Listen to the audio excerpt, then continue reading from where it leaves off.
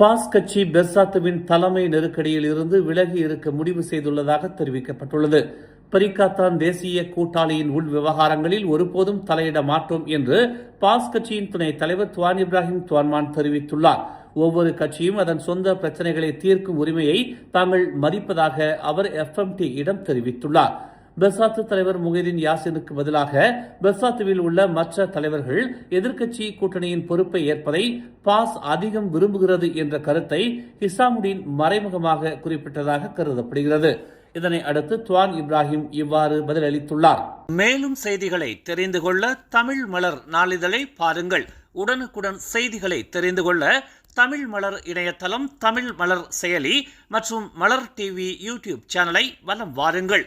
எங்களோடு இணைந்திருக்க மலர் டிவியை பதிவு செய்து கொள்ளுங்கள். உறவுகள் மகிழ்ந்திட விருப்பம் மற்றும் பகிர்வு சேவையை சொடுக்கிடுங்கள்.